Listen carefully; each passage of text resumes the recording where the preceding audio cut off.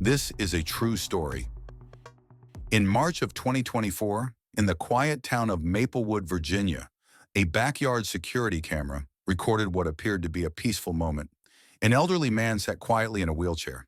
A light blanket rested over his legs. Standing beside him was a woman in Navy medical scrubs. She leaned down. She kissed him gently on the cheek. Then she smiled and slowly pushed his wheelchair toward the house. Nothing about the scene suggested danger. Nothing hinted at what was coming next. Investigators would later confirm something chilling. This footage captured the final known moments of Alicia Turner alive.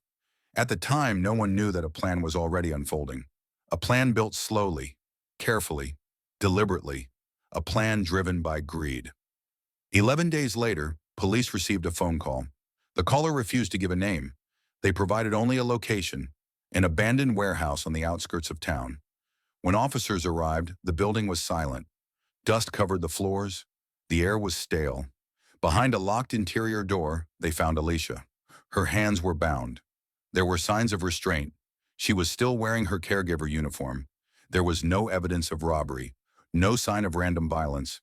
From the very beginning, detectives understood something important. This crime was personal. To understand why Alicia was targeted, investigators had to go back several years. 3 years earlier, a wealthy businessman in his late 70s suffered a devastating car accident. The injuries left him permanently paralyzed. He could no longer walk. He could no longer live independently. He required full-time care. At first, his family stepped in. His son visited regularly. His daughter checked in often. His grandson helped manage logistics. They assured him he wasn't alone. But time passed. Visits became shorter, then less frequent, then rare. Phone calls went unanswered. Plans were postponed. Holidays came and went quietly. Eventually, the house grew silent. That silence ended when a home health agency assigned Alicia Turner as his primary caregiver. Alicia was in her mid-30s. She was calm, patient, consistent. She showed up every day. She cooked his meals. She helped him dress. She listened to his stories. Stories his family no longer asked to hear. She took him outside. She played his favorite music. She treated him like a person, not a burden. Over time, something changed. What began as professional care became companionship. Not sudden, not dramatic, just steady presence. Doctors later testified that the elderly man was mentally sharp. He understood his finances. He understood his relationships. And he understood one simple truth: who stayed and who left. In early March of 2024, he made a decision that would change everything. He rewrote his will.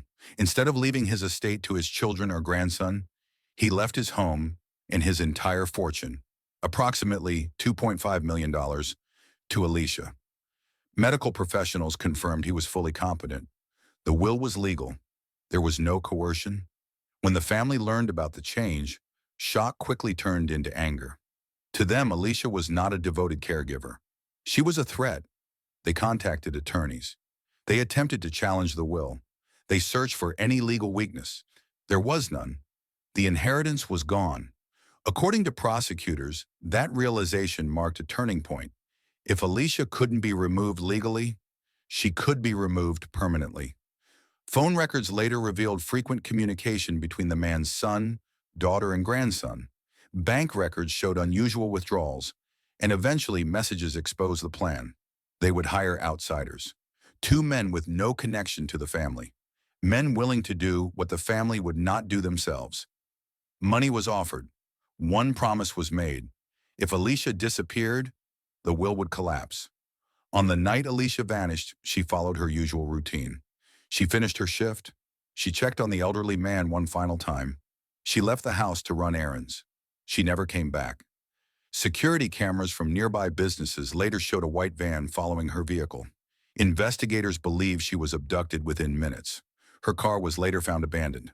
The doors were unlocked. Her purse was still inside. For more than a week, her family searched. Flyers were posted, calls were made, but the truth was already waiting, inside that warehouse. As detectives rebuilt the timeline, the evidence spoke clearly. Cell phone data placed the hired men at critical locations. Rental records tied the van to the crime. Financial transfers matched the planning stages. Most damning of all, communication records showed coordination between the family members and the attackers. In court, prosecutors described the crime plainly.